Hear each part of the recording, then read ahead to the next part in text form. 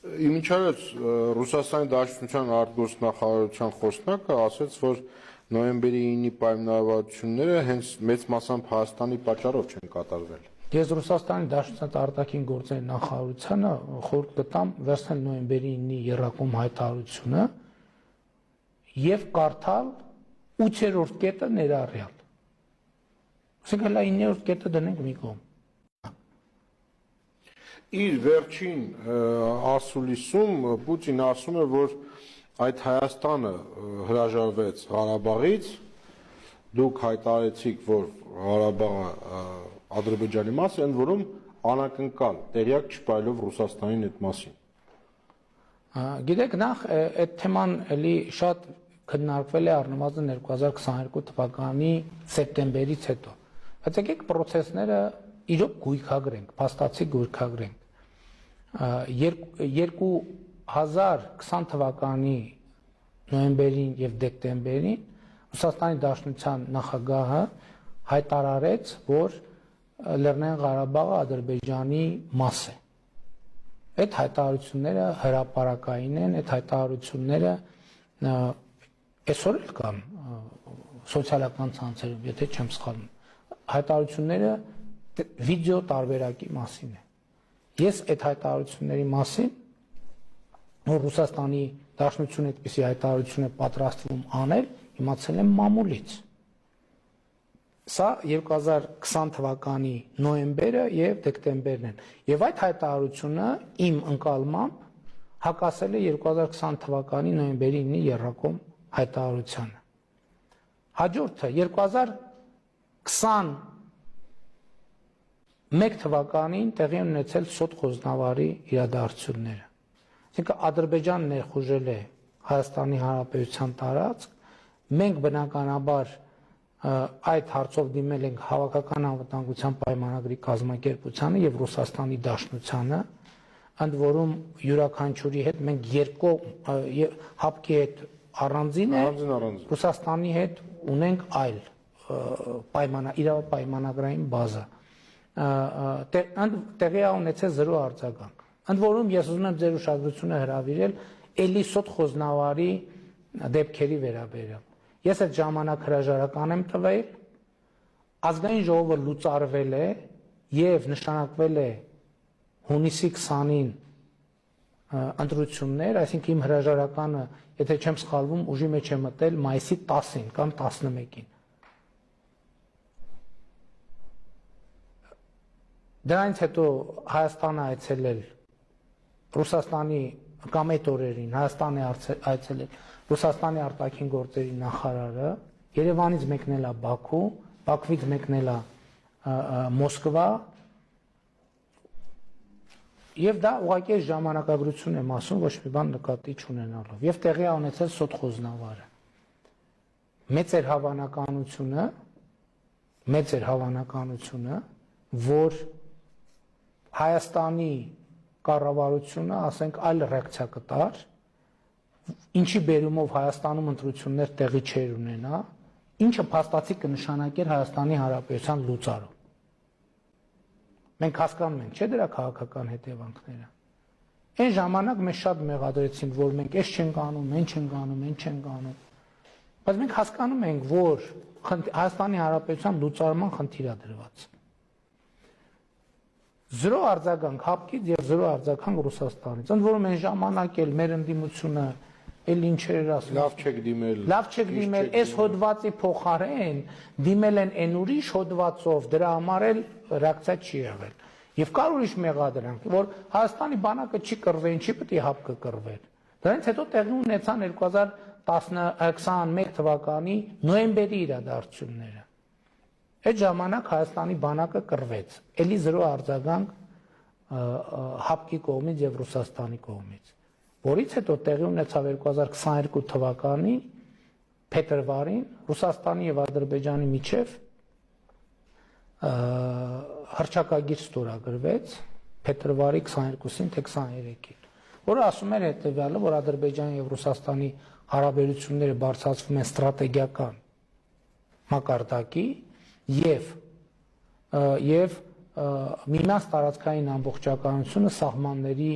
անխախտելիությունը ճանաչելու հիման վրա եւ ընդ որում կողմերը պարտավորվում են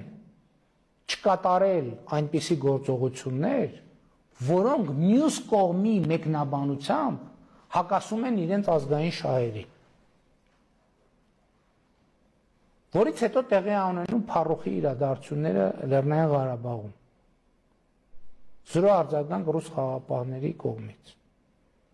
Որից հետո տեղի ունենում 2022 թվականին իմիջայլոց։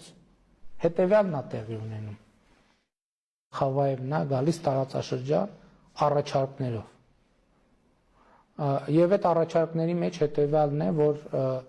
եկեք Լեռնային Ղարաբաղի կարգավիճակի հարցը հետաձգենք։ Մենք ասում ենք համաձայնենք, Խավաևը մեզ է հանձնում այդ փաստաթուղթը օգոստոսին եւ գնում եւ Բաքվում է հանձնում այդ փաստաթուղթը, որից հետո հաջորդ անգամ Խավաևը գալիս է Հայաստան տարածաշրջան 2022 թվականի սեպտեմբերի 11-ին կամ 12-ին։ Սկզբից գնում է Բաքու, իմիջիալոց մենք ասում ենք, որ մենք համաձայն ենք։ Ի հեճուկ էս նախընթաց իրադարձությունների, եթե այսպիսի առաջարկություն է բերվում, մենք համաձայն ենք այս առաջարկությանը։ Ադրբեջանը մերժում է այդ առաջարկությունը, սա ոչ պաշտոնապես եւ պաշտոնապես պատասխան ստանալու համար Խավաևը տարածաշրջան է գալիս 2022 թվականի սեպտեմբերի 11-ին թե 12-ին։ Սկզբից Բաքու է գնում եւ հետո գալիս է Երևան 2022 թվականի սեպտեմբերի 12-ին կամ 13-ին։ Այսինքն երբ որ Խավաևը ժամանում է Հայաստանի Հանրապետություն, տեղի է ունենում Ադրբեջանի հարձակումը Հայաստանի վրա։ Էլի զրո արձագանք Ռուսաստանի կողմից, իհեճուկս մեր պաշտոնական դիմումների եւ զրո արձագանք ՀԱՊԿ-ի կողմից։ Ընդ որում զրո արձագանք ասելով ես նկատի չունեմ, որ արտգործնախարարության խոսնակը չի մեկնաբանել իրավիճակը։ Հասկանալի է, չէ՞, որ ես արձագանք ասելով նկատի ունեմ պայմանագրերով նախատեսված անվտանգության ապահովման աջակցության հարցում արձագանք։ Եվ 2022 թվականի հոկտեմբերի 6-ին մենք արձանագրում ենք Ալմատիի հռչակագրի հիման վրա Ադրբեջանի հետ խաղաղության գնալու մեր պատրաստակամությունը։ Եվ մենք արձանագրում ենք այն Հայաստանի եւ Ադրբեջանի միջև, ինչ որ արձանագրել է Ռուսաստանը իր եւ Ադրբեջանի միջև, այսինքն Ալմատիի հռչակագրի դրույթների վերահաստատում է տեղի ունեցել։ Եվ դա միակ միջոցն էր Հայաստանի Հանրապետության տարածքային ամբողջականությունը վերահաստատելու։ Պատճառահետևանքային կապեր ես կարողացա նկարագրել։ Այսինքն ըստ էության ի՞նչն էր ՀԱՊԿ-ի հետ կապված խնդիրը։ Պարզվեց, որ հավաքական անվտանգության պայմանագրի հետ կապված խնդիրը ինչի մեջ էր։ Դե իրանք ասում են մենք գանք դիտորդներ լինեն։ Ասում ենք դիտորդներ գան ինչ անեն։ Պատասխանը չկա։ Եվ երկրորդը մենք ասում ենք հավաքական անվտանգության պայմանագրի պատասխանատվության գոտին ֆիքսեք։ Հայաստանի Հանրապետությունը ՀԱՊԿ անդամ է, չէ՞։ Հայաստանի Հանրապետությունը նշանակում է ՀԱՊԿ-ի պատասխանատվության գոտի է։ Ֆիքսեք ո՞րն է այդ պատասխանատվության գոտին։ Որովհետև մենք ունենք իրավիճակ, երբ որ այդ պատասխանատվության գոտին խախտվել է, ընդ որում մենք այս ընկալումը մենք չենք առաջարկել։ Մեր պայմանավորվածությունների հիմքում եղել է այն, որ Հայաստանի Հանրապետության ինքնիշխան տարածքը կարմիր գիծ է ՀԱՊԿ-ի եւ Ռուսաստանի Դաշնության համար։ Մենք ասում ենք կարմիր գիծը խախտվել է։ Իրանք ասում են չէ, ոնց որ թե կարմիր գիծը չի խախտվել։ Ասում ենք շատ լավ։ Այս թուղթը էս գրիչը։ Մի հատ գծեք գիծը կարմիր։ Ձեր ասած կարմիր գիծը որտեղով է անցնում։ Ընդ որում ասում ենք մեր մեկնաբանության հետ համաձայն չեք, եթե համաձայն չեք։ Խնդիր չկա։ Դուք ձեր ձեռով գծեք այդ կարմիր գիծը։ Ղարաբաղի հարցը փակվել է թե ոչ։ Այ վերջ Դե տեսեք, այս խոսակցությունից հետո դուք էլի վերջում տալիս եք այդ հարցը։ Այսինքն մենք ինչքան ժամանակ ախով մի ժամից ավել խոսում ենք։ Ես նկատի ունեմ խոսում։ Մենք ինչ որ բան հիմա ուզում ենք թե ոչ։ Մենք ուզում ենք Հայաստանի Հանրապետության ինքնիշխանությունը, տարածքային ամբողջականությունը, անկախությունը, պետականությունը եւ ժողովրդավարությունը։ Որտեւ ես 2018 թվին էլ եկել այ միջայլոց հաջորդ նրբություններից մեկը։ Ես ասել եմ, ես Հայաստանի Հանրապետության վարչապետն եմ եւ Հայաստանի Հանրապետության պետական շահերը պետքա առաջնորդեն մեզ։ Իմիջայլոց, որ ասում եք այդ հարցին կամ ես չանդրադարձա, ես կուզենամ հետեւյալը ասեմ, որ օրինակ ասում եմ, որ Լեռնային ուժեր են եղել, ովքեր Լեռնային Ղարաբաղի հարցը օգտագործել են, որ Հայաստանում պետականություն չկայանա։ Անք ի՞նչ է նշանակում սա։ Ասենք շատ կարևոր է սրա մեկնաբանությունը։ Շատ բարձ բան է նշանակում։ Մենք բոլորս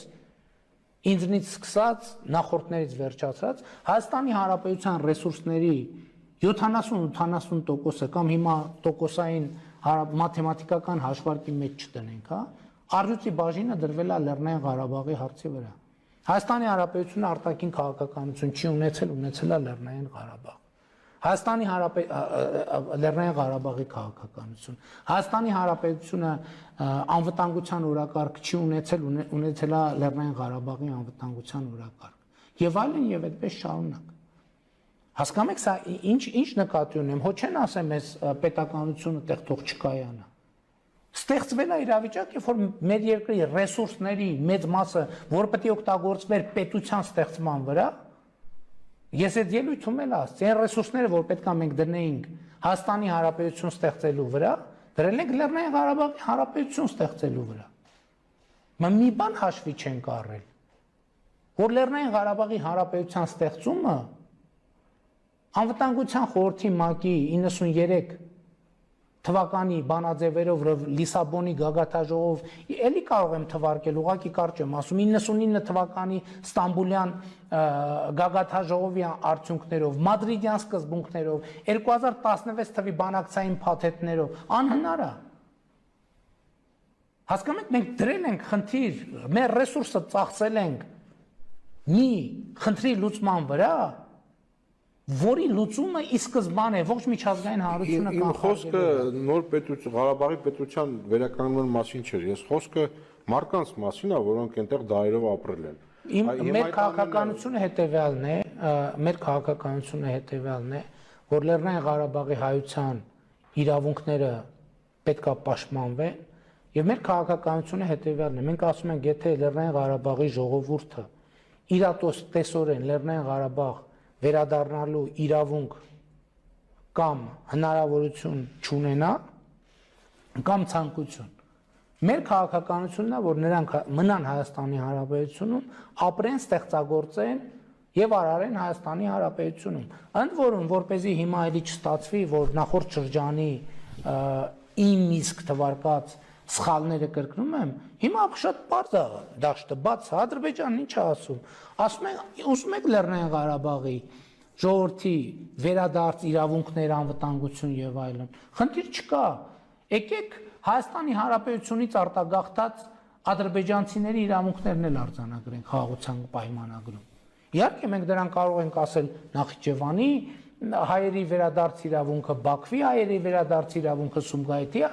հայերի վերադարձ իրավունքը, Կիրովաբադի հայերի վերադարձ իրավունքը, էլի շատ տեղերից հայերի վերադարձի իրավունքը։